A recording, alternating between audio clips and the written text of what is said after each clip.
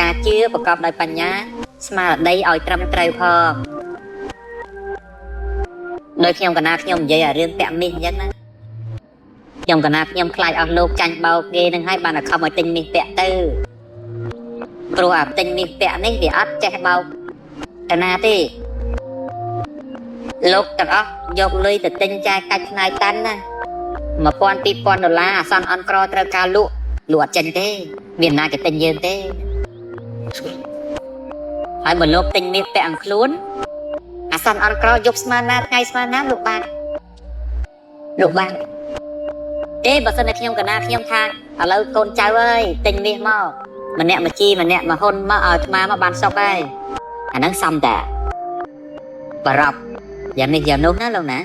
អានេះទិញពាក់ខ្លួនឯងសោះថ្ងៃក៏ភ័យអីភ័យម្ល៉េះតែជាភ័យមែនទែនភ័យខ្លាចខ្ញុំកណាបោរឿងនេះណាំកាពះវៀនដាំទឹកហូបជាប្រចាំកុំហូបទឹកផ្សេងហូបទឹកកសៀវទៅចំណែកថ្នាំហឺដងបាត់គឺសម្រាប់មួយថ្ងៃពីរពេលកៅមួយព្រឹកមួយល្ងាចរួចហឺដងលឿនធ្វើឲ្យយើងផ្លូវលមុខស្រឡះដើរខ្យល់ស្រួលសម្រាប់បានហូបបានហើយយើងហូបនំកាពះវាត្រជាក់ពោះត្រជាក់ប្រវៀនធំបាត់ជើងអស់ទៅវាលែងបងប្អូនកូនចៅខ្ញុំកណាអត់មានណាអ្នកលក់មាសទេ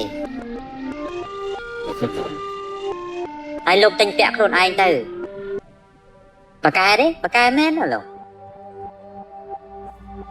សំបីតែបល័យអាគុំអោមអាមអីក៏គេថាព្រិចព្រៃពេលពុនរាជឆ្ងាស់ដូចនេះដែរគេមិនដែរចោលទេបោះបីតែសាយថ្លៃស្មើសវណ្ណាយកមកចងដៃកូនកាងហើយចងដៃស្អីក៏យកមាសមកធ្វើត្រេញមុខដែរសម័យបាយចេញពីលោកពតនៅយកមាសទៅដូងក៏បានទៀត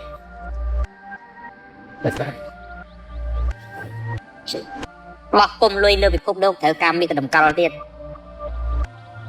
អញ្ចឹងមាសវាអត់ចម្រៃទេផ្ទះណាមានមាសច្រើនផ្គប់អាធ្វើមិនត្រូវទេបើឈ្មោះណាចង់ធ្វើយើងត្រូវឈ្មោះនឹងមានមាសច្រើនជាងយើងដែលលើពាក្យថារិស័យទេរិស័យខ្ពស់ព្រោះមានវត្ថុជាសិរីមង្គលច្រើនអញ្ចឹងវត្ថុអ្វីជាសិរីមង្គលអាត្មាឆ្លើយថាមាសបើលោកណាមានមាសច្រើនហើយថាអត់សិរីមង្គលទេអានឹងមិនដឹងថាម៉េចទេអញ្ចឹងជំព្រោះការជំនឿដូម៉ាត់ច្រើនសាច់ស្អាតបែកស្ងួតបែបស្អាតទេស្ងួតពងកូននឹងអាសាភើទៅក្តៅភើមកក្តៅហូបអីមានជាតិគ្មានកម្លាំងហើយអាសាងឹតមុខចុកយ៉ាងក្នុងចុកចកេះជាប្រចាំតាំងដំបួសកុំឆ្លោះតោះតែងគ្នារឿងជំនឿអីឧទាហរណ៍ថាដូចជាជំនឿចុះពោះវិចិត្របើគេស្ដាប់មកផែនវិជាវាស្ដាប់ទៅក៏ប្រកាន់អីសម្បើម្លេះមិនចឹងដែលជួបបាទពោះចឹកហើយស្ដាប់ទៅជាទេអានោះមិនវានេះដែរណាបើចាំlạiទៅហូបពេទ្យដូចថាយើងពីដើមនៅព្រំដែនអីទៅហូបពេទ្យណានចាស់ថ្លៃហើយដល់មែនតែរបស់អស់ហ្នឹងវាមិនអត់ប្រយោជន៍អីវាមានប្រយោជន៍ដែរពេលដែលយើងត្រូវការយើងទៅឆ្លោះតោះតែរឿងហ្នឹងទៀតចិត្តតែតាមគ្នាជឿតែផ្ទៃតែផ្ដាស់ជឿមិនចាំមកស្ដោះគេជាកើតបោកហើយយកទៅពេទ្យមើលបញ្ជាដល់ឲ្យគេស្ដោះផែទៅវិជាកើតរើមិនទៅបិទឆ្នាំបញ្ជាដល់គេស្ដោះផែទៅវិជាក្មេងវាស្រែកដេញយកគេយប់ឡើងមកគេស្ដោះផែទៅវិជាអត់គេស្ដោះទៅឆ្លោះតោះតែរឿងនឹងធ្វើអីធ្វើអញ្ចឹងវាមិនត្រូវផ្នែកពុទ្ធសាសនាអរិយធម៌អរិយសច្ចៈទេថាវាមែនហើយតែមនុស្សមិនបានគិតសច្ចៈទេបើកូនគេពងអាយុមជំរាបសួរពុកម៉ែបងប្អូនទាំងអស់គ្នាខ្ញុំថ្ងៃនេះឆាយចម្លិនជាគ្រូផ្សំថ្នាំខ្មែរកាពះវៀននិងហឺដងបាតថ្ងៃនេះខ្ញុំសូមបកស្រាយពីជំងឺហឺដងបាតនិងកាពះវៀនព្រោះបងប្អូនកើតច្រើនណាស់ខ្ញុំចង់បងប្អូនជាហើយអ្នកកើតដំបងគឺសច្ចៈមិនសច្ចៈរឿងមួយដុំសំខាន់កូនខ្ញុំបានយំសិនគេស្រឡាញ់កូនជាងជាអរិយសច្ចៈធម៌មិនចឹងតែបើសិនជាលោកគ្រូនឹងក៏ស្ដោះកូននឹងថែទៅវិជាគ្រូនឹងចង់និយាយអាសច្ចៈធម៌ក្នុងរត់ក្តាមណាគេគ្រប់តាមដែរព្រោះមនុស្សគោរពតាមទៅវាបានសុខមនុស្សមិនសូវរកសុខក្នុងលោកគាត់តរៈខាងមុខឯណាទេគាត់ចង់បានអាឃើញជាក់ស្ដែងហ្នឹងលេគាត់លក់វាមិនដាច់ដល់គាត់ចូលវត្តទៅលក់ដាច់គាត់ចូលវត្តទៀតហ្នឹងឯងនៅមិនចឹងលោកណាចឹងហើយឆ្លោះតោះតែងគ្នាមិនអីទេមិនបានប្រយោជន៍អីទេហើយលោកណាដែលលោកមានបញ្ញាបច្ចាធីពងពោះជ្រៅជ្រះ លោកតែសិក្សាព្រះអភិធម្មបរិមត្តក្តីលោកតែសិក្សាវិបស្សនាកម្មដ្ឋានក្តីក៏ខ្ញុំកណាត់ខ្ញុំជ្រះថ្លាអនុមោទនាយ៉ាងក្រៃលែងណាស់ព្រោះលោកបានដើរលើផ្លូវត្រង់ផ្លូវលឿនយានដែលមានភាពរហ័សឆាប់រកផ្លូវឃើញចេញចាក់វត្តដាក់នេះតែបើលោកណាដែលលោកមិនមានបញ្ញាបាធីរកផ្លូវលឿនផ្លូវឃើញបានទេលោកទាំងឡាយដើរតាមផ្លូវបច្ចុប្បន្នក៏អាស្រ័យដោយទិដ្ឋិជាកល្យាណមិត្តចោះជាចុងក្រោយខ្ញុំបកណាត់ជំរាបសួរពុកម៉ែបងប្អូនទាំងអស់គ្នាខ្ញុំនេះឆាយចម្រើនជាគ្រូផ្សំថ្នាំខ្មែរកាពះវៀនឬដងបាតថ្ងៃនេះខ្ញុំសូមបកស្រាយពីជំងឺដងបាតព្រោះជំងឺនឹងកើតដំបូងវាធ្វើទុកវាអត់ដឹងទេវាគ្រាន់តែចុកពោះឆ្អល់ពោះបាក់បាត់ជើងហើយថ្ងៃណាតោះចេណីវាកាហាយគូតវាលមាស់គូតហើយមានថ្ងៃណាលមុខវាហឹងក្តៀនតែអញ្ចឹងវាទៅជាកកាត់មកវាទៅជាឈាមមានឈាមម្ដងម្កាលមាស់ហ្នឹងមានឈាមម្ដងម្កាលធ្វើឲ្យយើងតាំងពោះឆ្អល់ពោះពិបាកបាត់ជើងអង្គុយបាត់ជើងញ៉ៃដងមែនប៉ុន្តែវាតិចតែអញ្ចឹងអ្នកដែលអាសាក្តៀនហ្នឹងអ្នកដែលសាបាត់ជើងមកក្តៀនលមុខមកក្តៀនហ្នឹងអ្នកនឹងហើយនឹងបញ្ហាចំពោះមុខគឺដងបាតតែអញ្ចឹងបងប្អូនកើតដំបូងមិនដឹងទេវាច្រើនតែថប់ដង្ហើមធ្វើឲ្យយើងពិបាកបាត់ជើងអាសាងឹតមុខចុកឆ្អឹងខ្នងរួយកហើយនិយាយរួមគឺកាពះហើយពវៀនគឺធ្វើទុកខ្លាំងហ្មងដល់យូរវាទៅជាដងបាតដោយសារលមុខយើងវាក្តៀនពេកដល់អញ្ចឹងអ្នកអង្គុយយូរច្រើនម៉ោងហ្នឹងក៏មានបញ្ហាចំពោះមុខគឺដងបាតដល់អញ្ចឹងដំបូងវាឈឺចង្កេះហ្នឹងចុកឆ្អឹងខ្នងបាត់ឲ្យផុតនេះហើយកហ្នឹងក៏ចេះតែរួយដែរហើយភ្នែកស្វាងសម្រានក៏មិនសូវលក់មួម៉ៅច្រើននឹងស្មុកស្មាញអារម្មណ៍មិនស្រស់ស្រាយស្បែកក៏មិនស្អាតភ្លឺថ្លាដែរដល់អញ្ចឹងធ្វើឲ្យយើងពិបាកក្នុងខ្លួននិយាយរួមក្នុងមួយយប់ជួនណាអ្នកខ្លះសម្រានអត់បានទេដោយសារជំងឺហ្នឹងថប់ដង្ហើម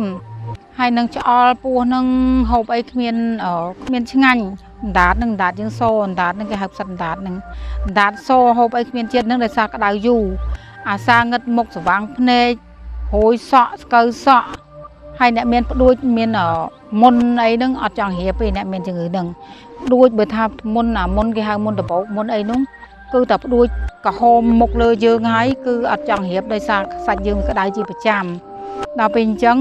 បើហូបថ្នាំខ្ញុំទៅគឺទី1គឺថ្នាំកាពះនេះគឺសម្រាប់ឲ្យដើរខ្យល់ស្រួលត្រជាក់សាច់យើងភ្លឺថ្លាស្អាតហើយយើងសម្រានក៏បានហើយអាងឹតមុខស្វាងភ្នែកក៏កាត់បន្ថយចុកឆ្អឹងខ្នងក៏បាត់ហើយរួយចង្កេះក៏បាត់ដែរហើយសំខាន់តមថ្នាំដងបាតនេះគឺសម្រាប់ហូបមួយថ្ងៃពីរពេលញ៉ាកោមួយផឹកមួយល្ងាចក្រោយបាយទិញតែមួយឈុតគឺជាហើយប្រហែលឆ្នាំគឺជាដែរឲ្យតតមប៉ុន្តែកាពះនេះអត់មានជាតិល្វីងជាតិចត់ទេអានឹងគេដាំទឹកហូបក្នុងមួយកញ្ចប់បាន3-10ថ្ងៃទៅកន្លះខែក្នុងមួយកញ្ចប់ហ្នឹងអត់មានជាតិល្វីងជាតិចត់ទេហើយបកឡើងឈ្ងុយហើយស្រួយគួរឲ្យចង់ហូបទៅលឿនគឺកាពះហ្នឹងហ្មងទី1កាពះហ្នឹងឲ្យវាស្រួលត្រជាក់ពោះដើរខ្យល់ស្រួលដោយសារថ្នាំដងបាតនេះអាហ្នឹងវាសម្រាប់ស្វិតដងផ្លូវលមុខវាស្រឡះទៅយើងហូបថ្នាំកាពះនេះវាលឿនដោយសារផ្លូវលមុខវាស្រឡះដល់អញ្ចឹងទិញតែមួយឈុតក៏ជាហើយប្រហែលឆ្នាំក៏ជាតែមួយឈុតហ្នឹងទេសំខាន់បងប្អូនតមដែរតមរយៈពេលខ្លីទេមិនតមយូរទេតមឲ្យស្វិតដងផ្លូវលមុខស្រឡះទៅយើងហូបថ្នាំកាពះនេះវាលឿនវាត្រជាក់សាច់វាដកដង្ហើមមកស្រួលលែងថប់ដង្ហើមលែងចុកឆ្អឹងខ្នងលែងឆ្អល់ពោះហើយរួយកក៏ធូរដែរអ្នកអាសាអ្នកខ្លះអាសាកុសខ្យល់សម្រានមិនសូវលក់សាប់អសរក្នុងមួយយប់សពច្រើនល្វើល្វាយហ្នឹងក៏ដោយសារជំងឺហ្នឹងដែរហើយមុខក៏មិនស្រស់ស្រាយដែរវាស្លុបវាគ្មានអារម្មណ៍នឹងនៅនឹងខ្លួនទេអ្នកកើតជំងឺហ្នឹងដូចថាវាស្មុគស្មាញវាពិបាកក្នុងខ្លួនដោយសារក្តៅសាច់គ្នាស្វែងក្តៅរហូតវាមិនស្រួលទេតែអញ្ចឹងហូបថ្នាំខ្ញុំទៅគឺប្រហែលឆ្នាំក៏ជាដែរនឹងដំណាក់កាលទី1តកន្លះឈុតទៅជាហើយចំណែកថ្នាំកាពះ3កញ្ចប់ឬដងបាតតកន្លះឈុតទេគឺកន្លះឈុតសម្រាប់អ្នកដំណាក់កាលទី1ទី2ហ្នឹងចំណែកអ្នកដំណាក់កាលទី3ទី4តតែមួយឈុតអ្នកប្រហែលឆ្នាំក៏មួយឈុតជាដែរគឺតែ6លីត្រកាពះ9កញ្ចប់ឬដងបាត6លីត្រហ្នឹងគឺជាមួយថ្ងៃតែ2ពេលញ៉ាកោទិញម្ដងគឺជាមួយជីវិតអត់មានងាកមកទិញណាំហ្នឹងមកទិញណាំក្រោយមកទិញអត់ទេគឺជារហូតប៉ុន្តែតមិនបានគឺតមិនបានក៏មិនជាដែរអញ្ចឹងបានសំខាន់ណាស់សុខភាពបងប្អូនហើយជាកិច្ចបញ្ចប់នេះខ្ញុំសូមជូនពរបងប្អូនដែលមានជំងឺហ្នឹងដែលមើលឃ្លីបវីដេអូពេលវេលាដ៏មានតម្លៃនេះសូមជូនពរបងប្អូនទាំងអស់គ្នាជួបតែសំណាងល្អធ្វើដំណើរទៅណាឲ្យបានសុខសប្បាយតាមផ្លូវរហូតតាំងពេលទៅនឹងត្រឡប់មកវិញសូមអរគុណសូមជម្រាបលា